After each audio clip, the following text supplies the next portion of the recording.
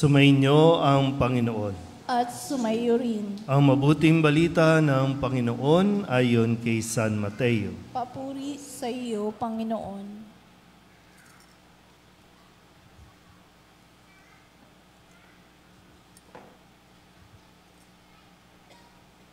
Noong panahong iyon, nang makita ni Jesus ang napakaraming tao, umahon siya sa bundok.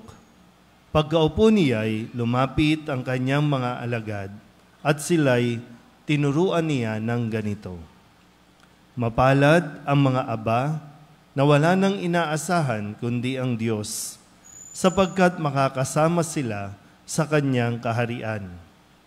Mapalad ang mga nahapis, sapagkat aaliwin sila ng Diyos. Mapalad ang mga mapagpakumbaba, sapagkat tatamuhin nila ang ipinangako ng Diyos. Mapalad ang mga nagmimiting makatupad sa kalooban ng Diyos, sapagkat ipagkakaloob sa kanila ang kanilang minimiti. Mapalad ang mga mahabagin, sapagkat kahabagan sila ng Diyos. Mapalad ang mga may malinis sa puso, sapagkat makikita nila ang Diyos. Mapalad ang mga gumagawa ng daan sa ikapagkakasundo, sapagkat sila'y ituturing ng Diyos na mga anak niya. Mapalad ang mga pinag-uusig dahil sa kanilang pagsunod sa kalooban ng Diyos, sapagkat makakasama sila sa kanyang kaharian. Mapalad kayo kapag dahil sa aki inaalimura kayo ng mga tao, pinag-uusig at pinagbibikaan ng lahat ng uri ng kasamaan na pawang kasinungalingan. Magdiwang kayo at magalak, sapagkat malaki ang inyong gantimpala sa langit. Ang mabuting balita ng Panginoon. Pinupuri ka namin, Panginoong Jesucristo. Isang magandang gabi po sa inyong lahat. Ngayon po ay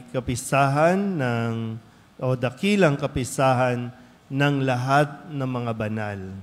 Sabi po nila, ayon sa turo ng simbahan, para bang meron tayong 3 stages na kumbaga ipagdiriwang. Una, ang buhay natin dito sa mundong ito na nagpapatuloy pa tayo sa ating paglalakbay. Pangalawa ay ang buhay doon sa yung kamatayan, yung buhay pagkatapos ng buhay dito na siya naman natin tinatawag na purgatorio, yung paglilinis na ginagawa sa atin. At yung pinakahuli ay yung mga nagtagumpay na. Ito yung mga nandoon na sa langit, ito yung mga itinuturing na natin na mga banal. Sabihin nyo nga po, banal. So pag sinabing banal, ito po yung namuhay ayon sa mga iniuutos ng Diyos. Ayon sa pamantayan ng Diyos at hindi ayon sa pamantayan ng tao. Nasabihan na ba kayong banal? Hindi pa? Kahit araw-araw nasa loob ng simbahan, may nagsabi na ba na banal ka na? Kaya naman, minsan sinasabi, araw-araw ka nang nasa simbahan, baka lumagpas ka na sa langit niyan. Di ba? May ganun, no? Pero hanggang langit lang naman. Wala nang lalagpas pa doon. Yun nga lang ang tanong, makakarating ba tayo doon? Pero ngayon, ating pinararangalan, yung mga banal. Ito yung mga tao na nagtagumpay na. Ito yung mga nagtamo ng gantimpala mula sa Diyos dahil sa kanilang pamumuhay at lalong-lalo na dahil sa kanilang mga pag-uugali. Kailan nyo ba huling nasabi at naipagpasalamat sa Diyos yung mga salitang, mapalad ako?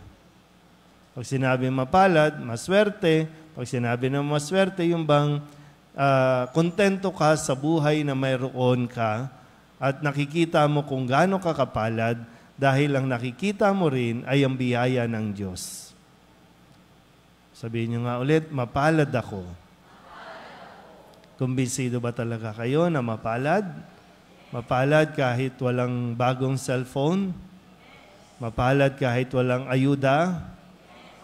Mapalad kahit iniwan ng asawa? Hindi daw. Ha?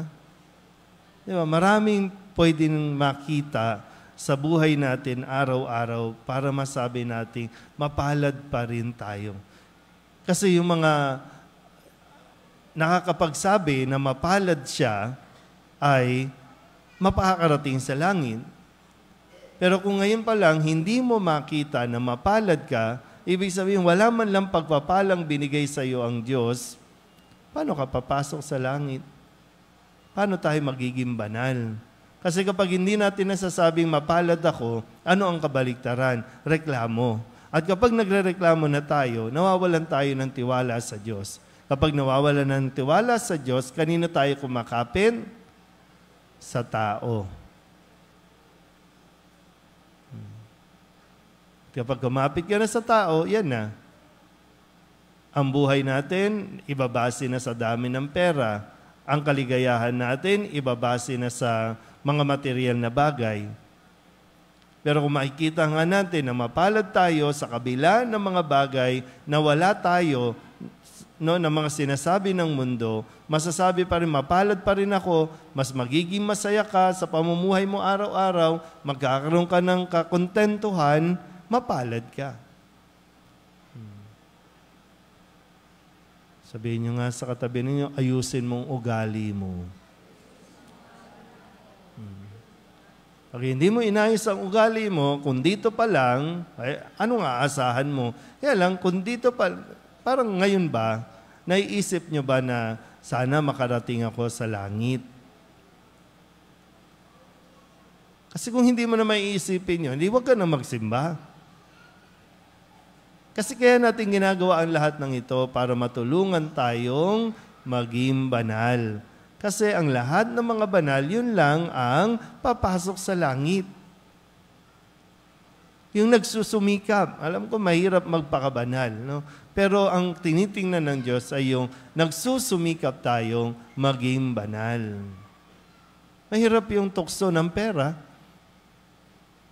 Yung alam mo dapat hindi mo tanggapin, pero nahihirapan ka magdesisyon. Mahirap yun. Pero yun nga, no, base sa ugali natin, doon titingnan kung makakapasok tayo sa langit. Tingnan niyo ulit mga mukha ng katabi ninyo kung makakapasok ba sa langit. Mga sakristan, sa tingin niyo ba sa pagsiserve, makakapasok sa langit? Baka naman pagkatapos mag-serve, magbabatuhan, magmumurahan, magsusuntukan. Kaya nga, di ba, andi dito lahat. Mapalad tayo kung tayo ay nagsisikap mamuhay ayon sa mga sinasabi sa atin at tinuturo ni Jesus. Kasi kung hindi sa langit, saan ang punta natin? Impyerno. Yun yung walang buhay. Sa atin, tandaan niyo po ha, ang pananampalataya natin, kapag namatay tayo, mayroon tayong buhay sa kabila. Hindi yung pag namatay tayo, maglalaho na lang tayo ng parang bula. Hindi ganon. Pag namatay tayo, may buhay sa kabila. Anong klaseng buhay ang naghihintay? Either buhay sa langit o buhay sa impyerno. Ikaw magdesisyon. At desisyon mo naman talaga. Kung gusto mo makapunta sa langit, edi subukan mo nang maging masaya sa buhay na ito. Kasi kung puro reklamo ang ating buhay sa araw-araw, malamang sa impyerno tayo mapupunta niyan.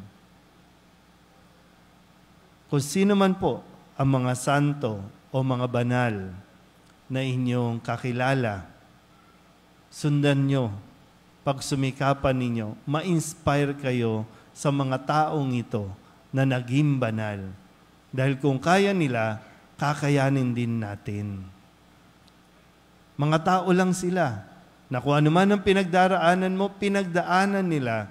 Yun nga lang, no, naging matatag sila hanggang dulo. Lumaban sa tukso, nagtagumpay sa panunukso. Kasi, hindi ko alam, no, kung alin ba ang mas nai-imagine ninyo. Ang buhay sa langit o ang buhay sa impyerno? Sana mamaya panaginipan ninyo, no? Managinip kayo kung nasaan kayo. Sa langit ba ako, sa impyerno? At ang mga banal ay binigay sa atin ng Diyos para tayo gabayan din. Tulungan din tayo. Kaya tayo lumalapit sa kanila. Kaya tayo nagdadasal kasama sila. Humihingi din tayo ng tulong sa kanila na palakasin din tayo kung paano sila naging matatag. At ngayon, kabilang sa mga banal. Amen.